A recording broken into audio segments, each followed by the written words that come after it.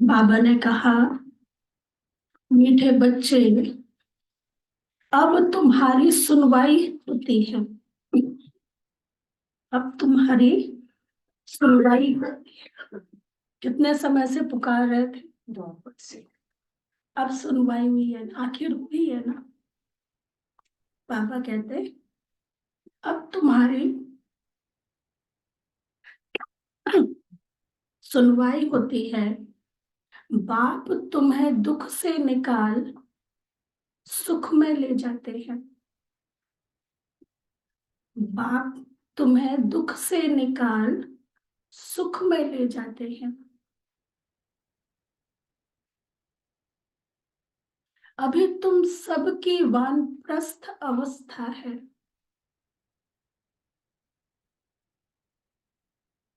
अभी तुम सबकी वानप्रस्थ अवस्था है।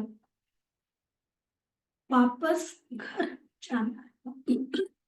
आत्मा की वानप्रस्थ अवस्था, भले शरीर नया है, वापस घर जाना है।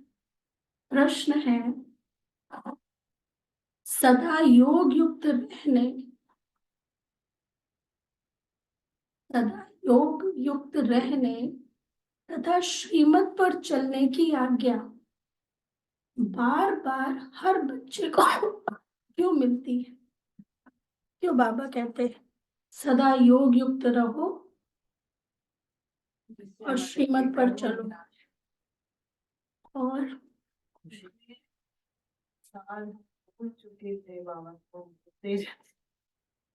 और क्योंकि अब विनाश आने वाली है। हाँ, विशेष बाबा ने कहा किन बच्चों को टच होगा?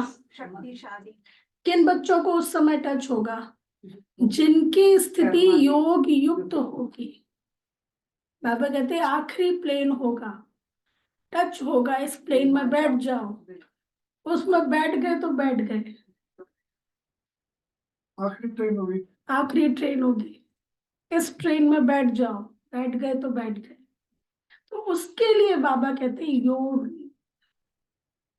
क्योंकि catching and receiving power powerful होती है योग में, तो इसलिए वो अभ्यास पहले से करना पड़े। तो बाबा कहते हैं आंसर है, क्योंकि अभी अंतिम विनाश का दृश्य सामने है।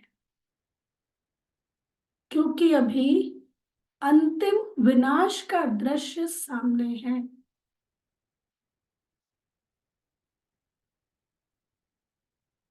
करोड़ों मनुष्य मरेंगे,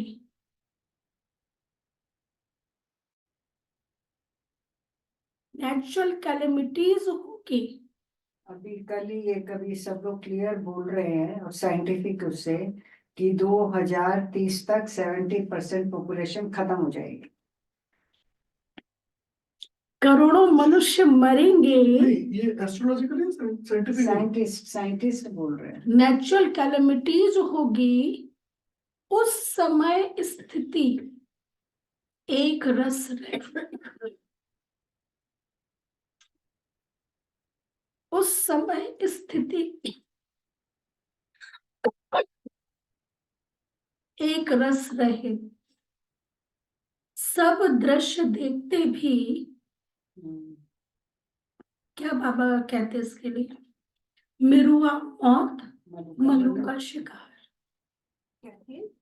मिरुआ मौत मलू का शिकार, मतलब शिकारी जब शिकार करता है तो जिसका शिकार होता है उसको तो दर्द होता है, लेकिन शिकारी को खुशी होती है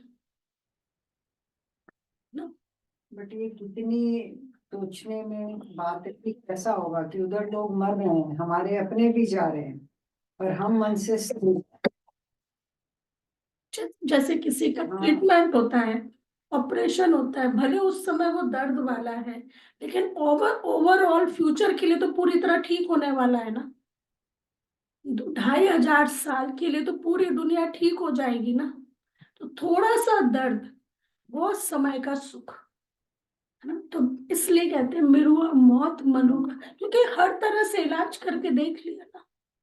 अब राम राज्य की परिकल्पना कर रहे, राम राज्य, लेकिन राम राज्य कैसे पूरी दुनिया में होगा ना राम राज्य, सिर्फ थोड़े से उस शहर में थोड़ी ना राम राज्य होगा, पूरी दुनिया में राम राज्य का मतलब क्या, बिल्कुल कोई रावण ना हो उसमें।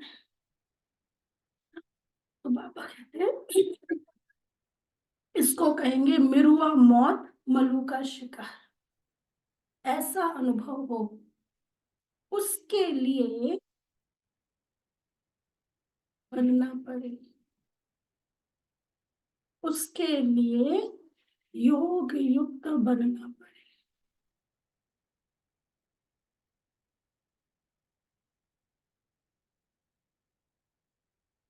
चलने वाले योगी, श्रीमत पर चलने वाले योगी बच्चे ही मौज में रहेंगे। श्रीमत पर चलने वाले योगी बच्चे ही मौज में रहेंगे, उनकी बुद्धि में रहेगा कि हम तो पुराना शरीर छोड़ अपने स्वीट होम में जाएंगे। अच्छा, ओम शांति। ओम शांति। रूहानी बाप बैठ रूहानी बच्चों से रूह रिहान करते हैं अथवा रूहों को समझाते हैं, क्योंकि रूहों ने भक्ति मार्ग में बहुत याद किया है। सब आशिक हैं एक माशुक शिव बाबा के, उस माशुक शिव बाबा का चित्र बना हुआ है, उनको बैठ पूजते हैं। उनसे क्या मांगने चाहते हैं वो पता नहीं है, पूजते तो सब हैं, शंकराचार्य भी पूजा करते हैं, सब उनको बड़ा समझते हैं, भल धर्म स्थापक है, परंतु वह भी पुनर्जन्म लेते लेते नीचे उतरते हैं। मतलब शंकराचार्य वो भी नीचे उतरते हैं, पुनर्जन्म लेते हैं।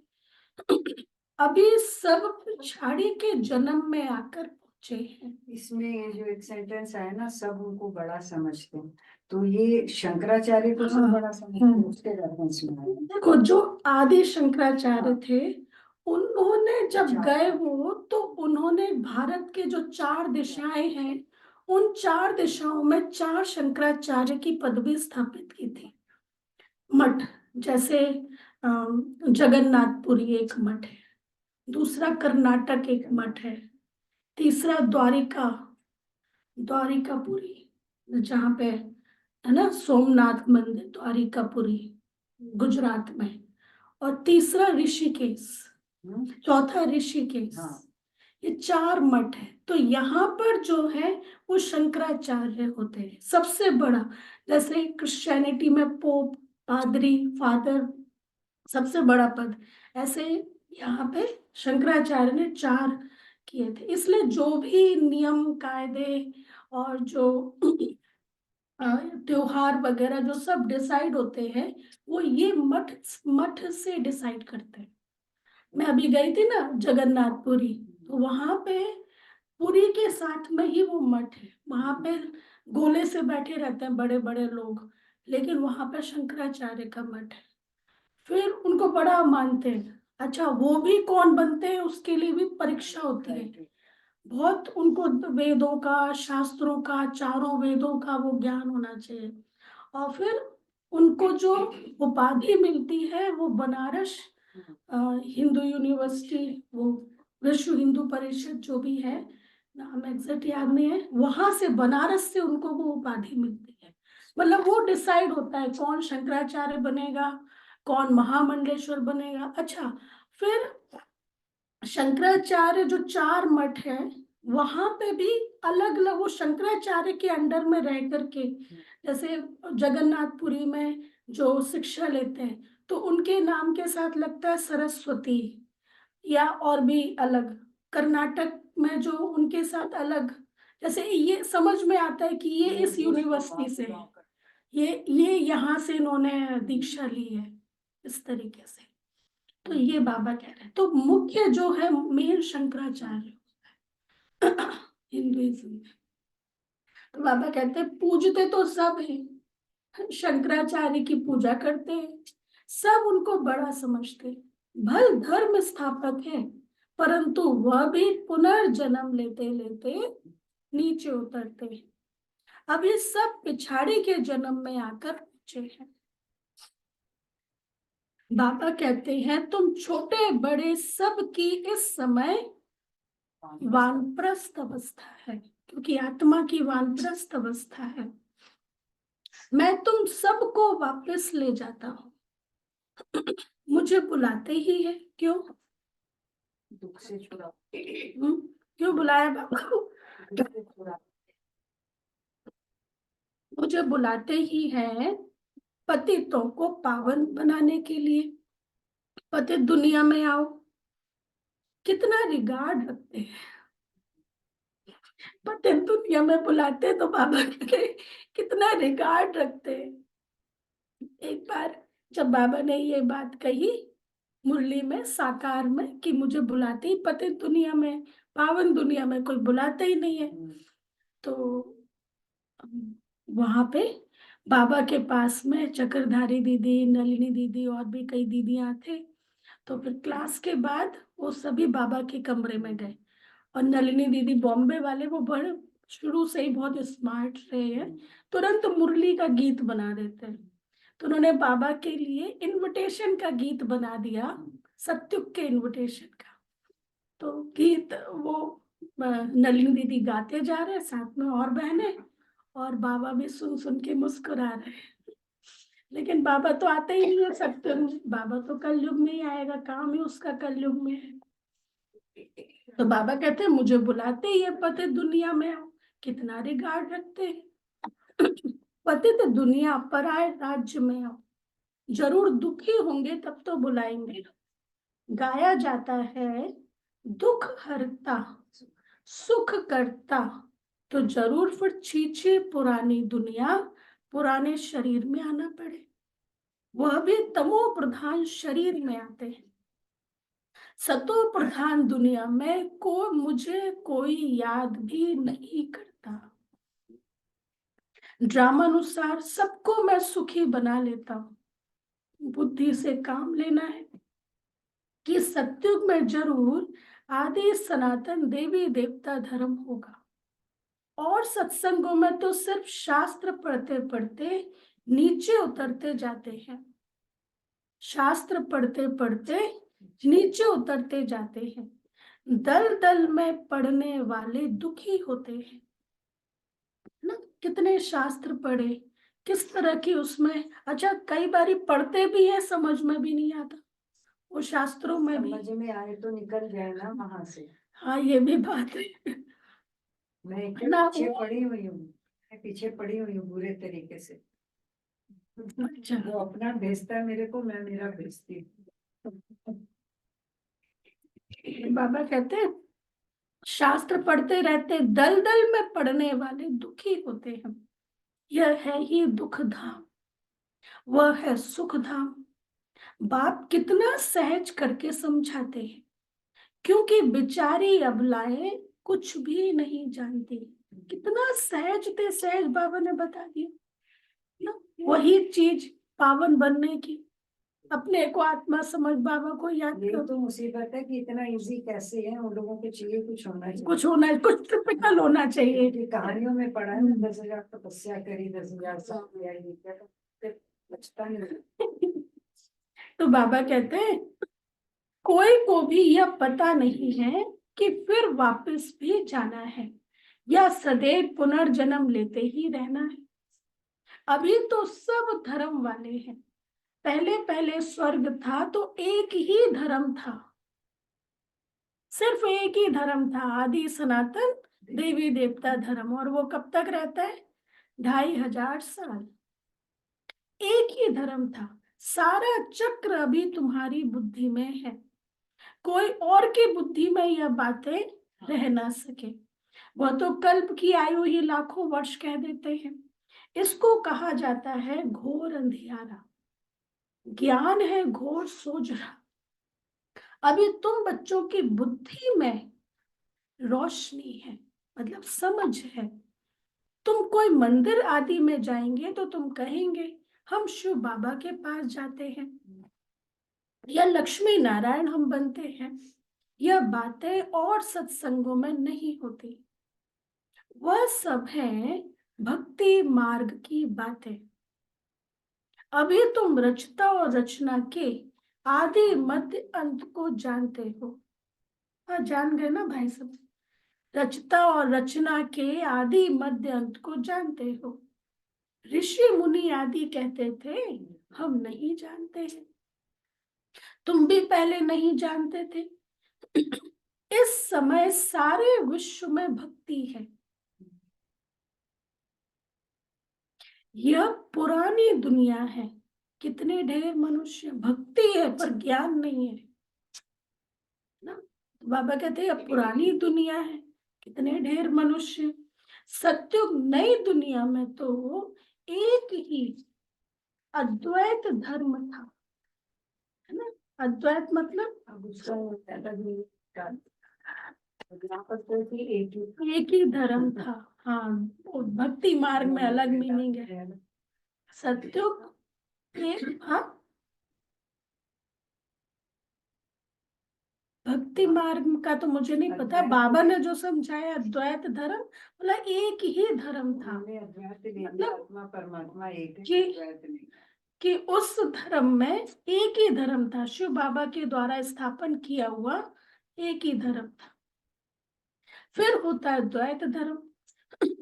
अनेक धर्मों में तालियां बजती हैं, सबकी एक दो में खिटखिट रहती है।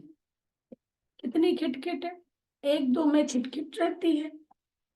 ड्रामा अनुसार उन्हों की पॉलिसी ही ऐसी है, उस धर्म की पॉलिसी ही ऐसी है।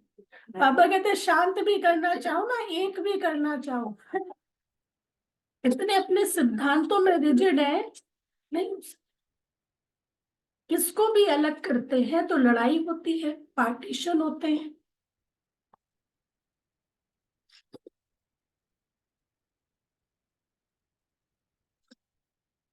मनुष्य बाप को ना जानने के कारण पत्थर बुद्धि बन पड़े हैं।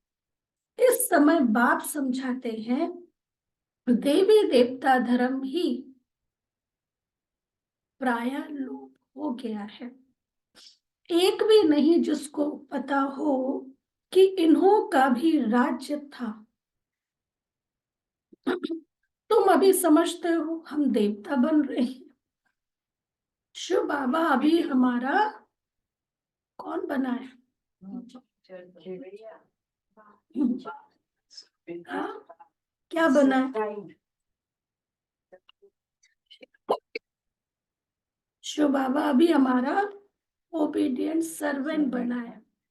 बाबा कई बारी साकार में मुरली के बाद बाबा बच्चों को कहते थे मैं गुलाम, मैं गुलाम, मैं गुलाम तेरा। ऐसे बाबा कहते थे। कितना बड़ा शिव बाबा, अलमाइटी अथॉरिटी, बच्चों को कहते थे मैं गुलाम, मैं गुलाम। तो बाबा कहते शिव बाबा, शिव बाबा, ब्रह्मा बाबा भी नहीं, शिव बाबा हमारा ओबीडियंट सर्वेंट बना है। बड़े आदमी हमेशा चिट्ठी लिखते हैं तो नीचे लिखते हैं ओबीडियंट सर्वेंट। बाप भी कहते हैं हम ओबीडियंट सर्वेंट हैं।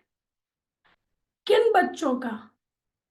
जो बाबा के श्रीमत पर चलते हैं, जो धारणा मूर्त है, मतलब बात मानेंगे बाबा की, तो बाबा भी तो मजबूर है ना बच्चों की बात मानेंगे। कई बारी जैसे होता था ना कि अ, अव्यक्त मिलन के लिए जैसे बाबा को नहीं आना है तो दादी संदेशी को बोल देती नहीं बाबा को बोलो, बाबा को आना ही है। तो जैसे बाबा, दादी कह रही है तो बाबा आता था। ऐसे जो बड़ी दीदियों की मीटिंग होती है ना साल में एक बार, अप्रैल मई में, तो एक दो बार बाबा उसमें भी आए। उस बाबा कभी आते नहीं थे, लेकिन दादी स्पेशल गुलजार दादी को कहती थी आज बाबा को निमंत्रण देना, दादी ने कहा है बाबा को आना ही है। तो सुप्रीम बाबा आते थे। एक बार 2001 में बहुत स्पेशल मीटिंग हुई।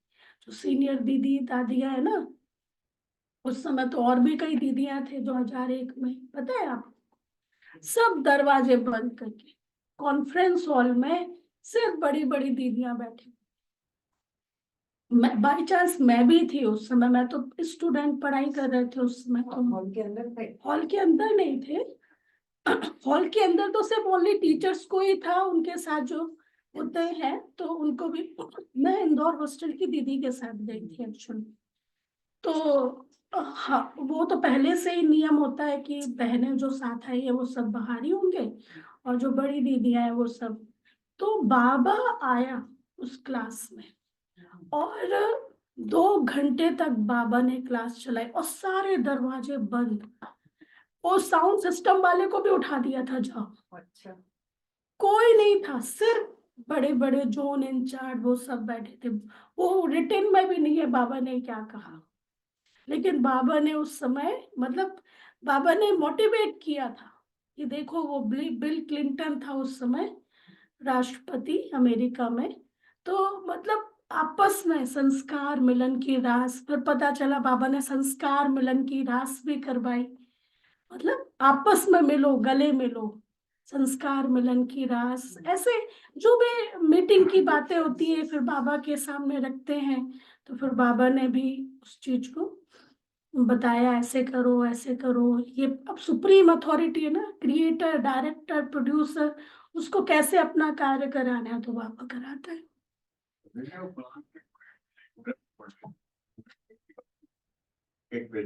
किसको? वो तो दिखाते ही है। हाँ हाँ, वो तो एक बाबा, वो आप लिखते हो, आपके यहाँ थॉट आया, बाबा के पास वहां थॉट आया। वो तो दिखाने की जरूरत ही नहीं पड़ती। वो तो ऑफिस वो दिखाते हैं फॉर्मली, बाकी तो बाबा को तो पता ही होता है। लेकिन ऐसे भी बाबा आया, वो दादी कहती थी नहीं बाबा आपको आना ही है, तो बाबा आता था। ये था बाबा, दादी का बाबा के ऊपर अधिकार है। तो इसलिए बाबा कहता मैं बच्चों का ओबीडियंट सर्वेंट हूँ। तो बाबा कहते, बाप भी कहते हैं हम ओबीडियंट सर्वेंट है, तो दादा भी कहते हैं हम ओबीडियंट सर्वेंट है। हम फिर 5000 वर्ष के बाद हर कल्प के पुरुषोत्तम संगम युग में आता हूँ और बच्चों की आकर सेवा करता हूँ। मुझे कहते हैं दूर देश के रहने वाला आया देश पर आए। इनका भी अर्थ नहीं जानते, कितने शास्त्र आदि पढ़ते हैं परंतु अर्थ नहीं समझते हैं। बाप आकर सब वेदों शास्त्रों का सार समझाते हैं। कितना इजी वे में बाबा ने सारा सार समझा दिया, और कुछ पढ़ने की जरूरत ही नहीं है। तुम बच्चे जानते हो इस समय किसका राज्य है? इस समय रावण राज्य है। मनुष्य पतित बनते जाते हैं, यह भी ड्रामा बना हुआ है। तुम बच्चों को दोजख से निकाल बहिष्ट में ले जाते हैं, उनको ही गार्डन ऑफ अल्लाह कहते हैं। कलयुग में है कांटों का जंगल, संगम युग पर फूलों का बगीचा बन रहा है। फिर वहां सत्युग में तुम सदा सुखी रहते हो। फिर सत्युग में बाबा ने कहा तुम सदा सुखी रहते हो। एवर हेल्दी एवर वेल्दी बन जाते हो। आधा कल्प सुख फिर आधा कल्प दुख, यह चक्र फिरता ही रहता है, इनकी एंड होती नहीं है। सबसे बड़ा बाप आते हैं सबको शांति, सबको शांति धाम सुख धाम में ले जाते हैं। तुम जब सुख धाम में जाते हो तो बाकी सब सब शांति धाम में रहते हैं। तुम जब सुख धाम में जाते हो तो बाकी सब कहाँ रहते हैं? शांति धाम। आधा कल्प है सुख का, आधा कल्प है दुख का, उनमें भी सुख जाती है। अगर आधा आधा होता तो टेस्ट क्या आएगी? आधा सुख आधा दुख, तो बाबा कहते टेस्ट क्या आएगी? इसलिए सुख ज्यादा मिलता है। भक्ति मार्ग में भी बहुत धनवान थे, अभी तुमको याद आता है कि हम कितने धनवान थे?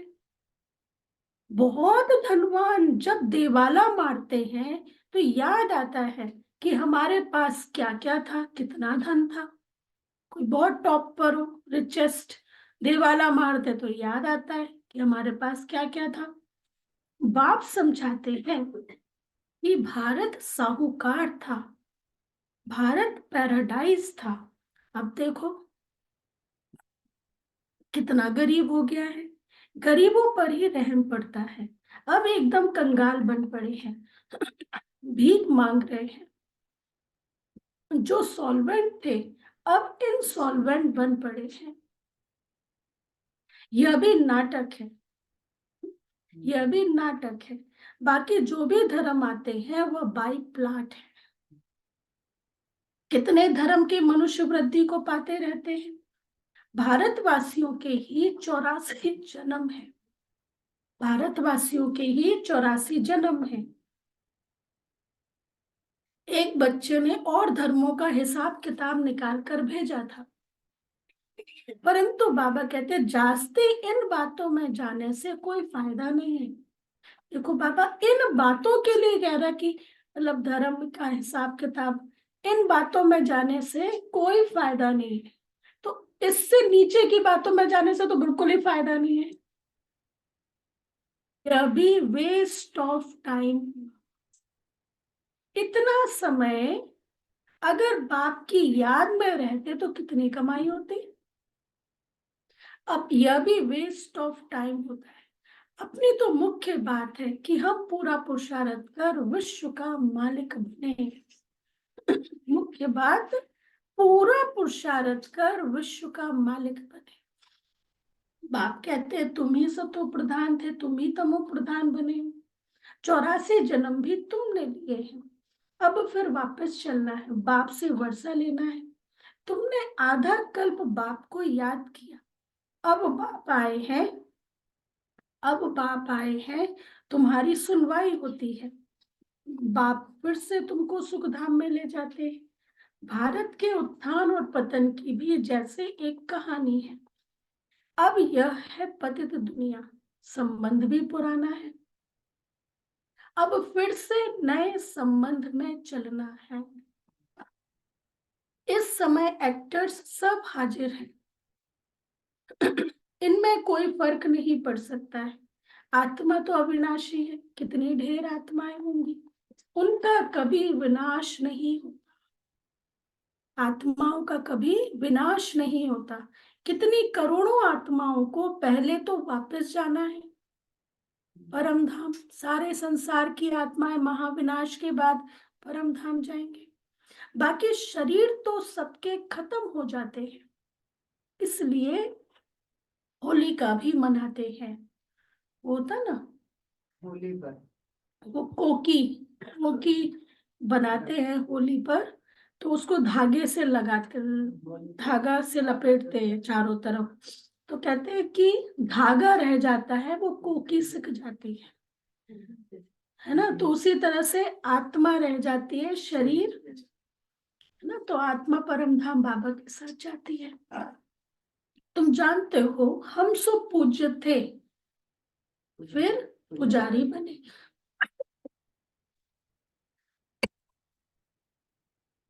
अब फिर पूज्य बनते हैं। वहां यह नॉलेज नहीं होगी, ना यह शास्त्रादि होंगे। कहाँ पर? सत्युग में। सब खत्म हो जाएंगे। अब बाबा ने पूरी मूर्ति विनाश पे चलाई है, कैसा सीन होगा। सब खत्म हो जाएंगे। जो योग युक्त होंगे, श्रीमत पर चलने वाले होंगे, वह उस समय सब कुछ देखेंगे।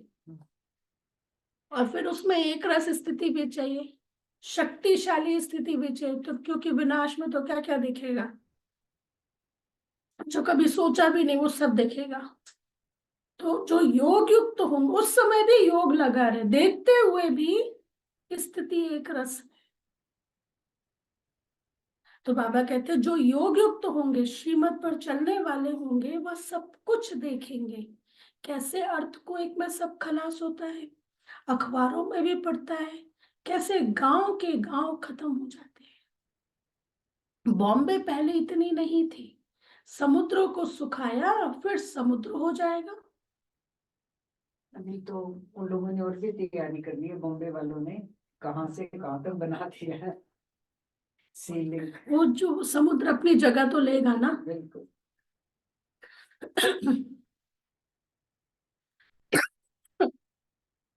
समुद्र को सुखाया फिर समुद्र हो जाएगा, यह मकान आदि सब कुछ नहीं रहेगा। ये बाबा ने कब बोला था?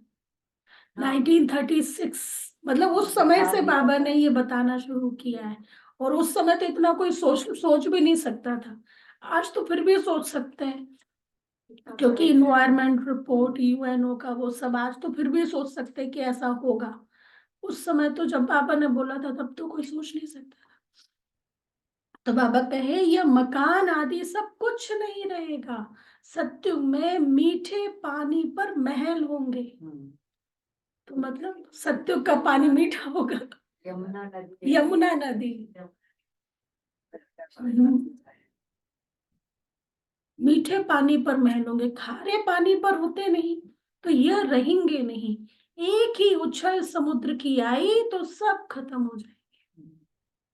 बहुत उपद्रव होंगे, करोड़ों मनुष्य जाएंगे। अनाज कहाँ से आएगा? वो लोग भी समझते हैं आफतें आनी है। मनुष्य मरेंगे तो जो योग युक्त होंगे वह उस समय मौज में रहेंगे। मिरुआ मौत मलू का शिकार। मतलब कहने में वो लगता है, लेकिन बाबा कहते जैसे डॉक्टर है, डॉक्टर ऑपरेशन करता है, अब उस समय डॉक्टर उसको कीड़ा निकालना है, उसको कुछ निकालना है, वो डॉक्टर के लिए क्या करेंगे, कितना उसको बिल्कुल भी रहम नहीं आ रहा है इस डॉक्टर को। लेकिन अंदर से क्या सोचिए कि पूरी तरह हमेशा के लिए ठीक करने के लिए डॉक्टर ऐसा कर रहा है ना। तो ये भी ड्रामा में बना हुआ है। एक्चुअली मौत बनाने ये थोड़ी एंजॉयमेंट करेंगे, मेन तो ये कि अंदर में उनके। हाँ, मिरुआ मौत मलू का शिकार। बर्फ की बरसात पड़ने से ढेर मनुष्य मर जाते हैं। बहुत नेचुरल कैलेमिटीज होगी, यह सब खत्म हो जाएंगे। इनको कहा जाता है नेचुरल कैलेमिटीज, गॉडली कैलेमिटीज नहीं कहेंगे। गॉड को दोष कैसे देंगे? अच्छा, ऐसे भी नहीं शंकर ने आंख खोली तो विनाश हो गया। यह सब है भक्ति मार्ग की बातें। मूसलों के लिए भी शास्त्रों में लिखा है। तुम जानते हो इन मिसाइल्स से कैसे विनाश करते हैं, कैसे आग गैस जहर आदि सब उसमें पड़ते हैं ना। नए नए वेपन्स आ रहे हैं ना। अब कोरोना था, वायरस, ये भी तो एक ये भी तो एक विनाश का कारण था। तो बाबा कहते हैं कैसे आग गैस जहर आदि सब उसमें पड़ते हैं। बाप समझाते हैं पिछाड़ी में सब फट से मर जाए, कोई बच्चे आदि भी दुखी ना हो, इसलिए नेचुरल कैलेमिटी से झट मरेंगे। यह सब बना बनाया ड्रामा है। आत्मा तो अविनाशी है, कभी विनाश होती नहीं, ना छोटी बड़ी होती है। शरीर सब यहाँ खलास होंगे, बाकी आत्माएं सब सुई ठोम में चली जाएंगी। बाप कल्प कल्प आते हैं संगम युग पर, तुम भी इस पुरुषोत्तम संगम युग पर ही ऊंचे ते ऊंच बनते हो। वास्तव में श्री श्री शिव बाबा को और श्री इन देवताओं को कहा जाता है। आजकल तो देखो सबको श्री श्री कहते रहते हैं, श्रीमती श्री फलाना। अब श्रीमत तो एक बाप ही देते हैं। विकार में जाना, क्या यह श्रीमत है? यह तो है ही भ्रष्टाचार की दुनिया। अब मीठे मीठे बच्चों को बाप कहते हैं, मुझे याद करो तो तुम्हारी खाद निकल जाए, आत्मा सतो प्रधान बन जाए, गृहस्थ व्यवहार में रहते कमल फूल समान पवित्र रहो। स्व को अब विश्व के आदि मध्य अंत के चक्र का ज्ञान हुआ है, परंतु यह अलंकार तुमको नहीं दे सकते। आज तुम अपने को सुदर्शन चक्रधारी समझते हो, कल माया थप्पड़ लगा दे तो ज्ञान ही उड़ जाए। इसलिए बाबा जब थे तो बाबा ने कभी भी ब्राह्मणों की माला नहीं बनाई। बाबा बनाते थे कि ये ऐसे, बाबा कहते नहीं बन सकती। आज कोई बच्चा नंबर 1 है, कल कोई सेकंड पे, कल कोई फिर थर्ड पर। तुम ब्राह्मणों की माला भी नहीं बन सकती। माया थप्पड़ लगाए बहुतों को गिरा देती है, तो उनकी माला कैसे बनेगी? दशाएं बदलती रहती है। रुद्र माला ठीक है, मतलब सारी आत्मा शिव बाबा के बच्चे हैं, ठीक है। विष्णु की माला भी है। विष्णु की माला कौन सी है? वैजयंती माला, वो भी बाबा कहते ठीक है। बाकी ब्राह्मणों की माला नहीं बन सकती। तुम बच्चों को डायरेक्शन देते हैं कि देह सहित देह के सब धर्म छोड़ मामेकम याद करो। बाप तो निराकार है, उनको अपना शरीर तो है नहीं, और आए भी है इनकी वानप्रस्थ अवस्था में। जब 60 वर्ष की आयु हुई, वानप्रस्थ अवस्था में ही गुरु किया जाता है। मैं तो हूँ सदगुरु, परंतु गुप्त वेश में। वह है भक्ति मार्ग के गुरु, और मैं हूँ ज्ञान मार्ग का। खांसी। बाबा कहते हैं मैं हूँ मैं ज्ञान मार्ग का गुरु। प्रजापिता ब्रह्मा को देखो, कितने ढेर बच्चे। हाँ, हम ब्रह्मा के बच्चे। बुद्धि हद से निकल बेहद में चली गई है। मुक्ति में जाकर वो जीवन मुक्ति में आते हैं। तुम पहले आते हो, दूसरे पीछे आते हैं। हर एक को पहले सुख फिर दुख भोगना पड़ता है। नहीं, मुझे नहीं चाहिए है। हर एक को पहले सुख फिर दुख भोगना पड़ता है। यह वर्ड ड्रामा है, तब तो कहते हैं अहो प्रभु तेरी लीला अपरंपार। तुम्हारी बुद्धि ऊपर से नीचे तक चक्र लगाती रहती है। तुम हो लाइट हाउस, रास्ता बताने वाले। तुम बाप के बच्चे हो ना। फादर कहते हैं मुझे याद करो, तो तुम तमो प्रधान से सतो प्रधान बन जाएंगे। ट्रेन में भी तुम समझा सकते हो, बेहद का बाप स्वर्ग का रचयिता है। भारत में स्वर्ग था, बाप आते हैं भारत में। शिव जयंती भी भारत में मनाई जाती है, परंतु कब होती है यह कोई नहीं जानते। तिथि तारीख दोनों ही नहीं है, क्योंकि गर्भ से जन्म नहीं लेते। जयंती कब मनाई जाती है और शिव बाबा कब आते हैं ये कोई नहीं जानते, क्योंकि बाबा गर्भ से जन्म लेते नहीं। बाप कहते हैं बच्चे क्या करो, अपने को आत्मा समझो। तुम अशरीरी आए थे, पवित्र थे, फिर अशरीरी होकर जाएंगे। जैसे आए थे वैसे ही वापस जाएंगे। मामेकम याद करते रहो तो पाप कट जाएंगे।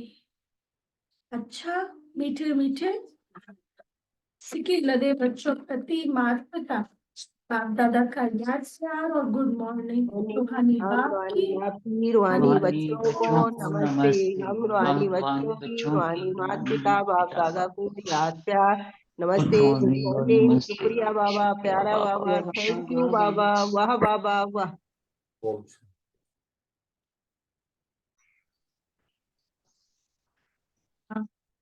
यहाँ तक बाबा ने चला दी यहाँ तक गाड़ी, अब आगे भी। धारणा के लिए मुख्य सार, पहला पॉइंट, लाइट हाउस बन सबको रास्ता बताना है। लाइट हाउस बन सबको रास्ता बताना है।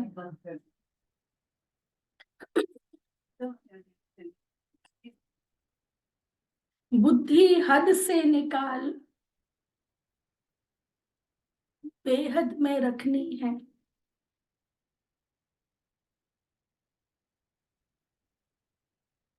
बुद्धि हद से निकाल बेहद में रखनी है। स्वदर्शन चक्रधारी बनना है।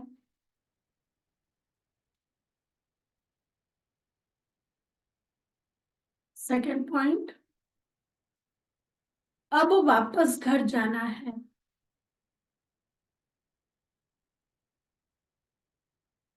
इस वानप्रस्थ अवस्था में सतो प्रधान बनने का पुरुषार्थ करना है।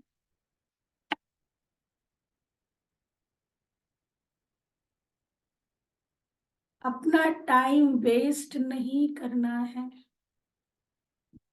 अपना टाइम वेस्ट नहीं करना है।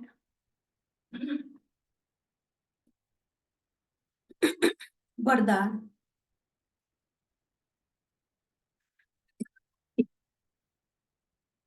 संबंध संपर्क में आते डायमंड बन डायमंड को देखने वाले बेदाग डायमंड भव। संबंध संपर्क में आते डायमंड बन डायमंड को देखने वाले बेदाग डायमंड भव। डिटेल देखो, बाबा की हमको डायमंड बनाने की विशेष रीति और नीति है। दुनिया में क्या था, दुनिया में कोई गलती होती थी तो भगवान के सामने क्या कहते थे, मैं मूर्ख खलका। यहाँ बाबा ने चेंज ही कर दिया पूरा दृष्टिकोण ही, कि अपने आप को गिल्टी कॉन्शियस में नहीं रखना है। मैं पवित्र आत्मा, ये और दूसरों को भी उस दृष्टि से देखना है। तो बाबा ने कहा, बाप दादा की श्रीमत है कि डायमंड बन डायमंड को देखना। चाहे कोई आत्मा काला कोयला एकदम तमोगुणी हो, लेकिन आपकी दृष्टि पड़ने से उसका कालापन कम हो जाए। अमृत वेले से रात तक जितनों के भी संबंध संपर्क में आओ, क्या करो, सिर्फ डायमंड बन डायमंड देखते रहो। मतलब खुद भी उस ओरिजिनल स्वरूप में रहो, आत्मा का जो ओरिजिनल कॉन्शियस है, पवित्रता, शांति, और दूसरों को भी उस ओरिजिनल स्वरूप से देखो कि सामने वाली डायमंड भी पवित्र सोल है। डायमंड बन डायमंड देखते रहो। किसी भी विघन अथवा स्वभाव के वश डायमंड पर दाग ना लगे। चाहे अनेक प्रकार की परिस्थितियों के विघन आए, लेकिन आप ऐसे पावरफुल बनो जो उसका प्रभाव ना पड़े ना। जैसे ब्रह्मा बाबा के समय की बात है ना, कई लोग बाबा को मारने के लिए आए, अंदर कमरे में आए, बाबा बड़े प्यार से, आओ मीठे बच्चे। मतलब बाबा की स्थिति ऐसी थी कि उसको भी शांत कर दिया। पिकेटिंग के टाइम पर, है ना, मम्मा को मारने के लिए गए, इनकी जो मम्मा है वो बड़ी वो है, उसको मारने के लिए। और मम्मा की इतनी पावरफुल स्टेज, मम्मा कमरे में, मम्मा ने कुछ बोला भी नहीं, उनको बड़ा शांति का अनुभव। चेंज हो गए। किसने चेंज किया? खुद की स्थिति ने दूसरे को चेंज किया। बाबा ने कभी भी किसी बच्चे को गलत दृष्टि से देखा ही नहीं। दूसरे को ठीक करना है तो उसके लिए पॉजिटिव दृष्टि, और दृष्टि का आधार है पॉजिटिव वृत्ति, है ना। तो ये वृत्ति पहले अपनी पॉजिटिव बनाई तो ऑटोमेटिकली दृष्टि वैसी बनेगी। बाबा ने यहां तक कहा व्यक्त मुरली में, रावण से भी ज्यादा कोई पापी आए, काला है रावण से भी ज्यादा, उससे भी डायमंड की दृष्टि से देखो, इतना बढ़िया है। अच्छा, स्लोगन, मन और बुद्धि को मनमत से सदा खाली रखने वाले ही आज्ञाकारी हैं। मन और बुद्धि को मनमत से सदा खाली रखने वाले ही आज्ञाकारी हैं। अच्छा, अव्यक्त इशारे,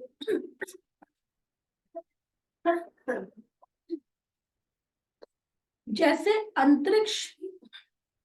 अंतरिक्ष यान वाले ऊंचे होने के कारण सारे पृथ्वी के जहां के भी चित्र,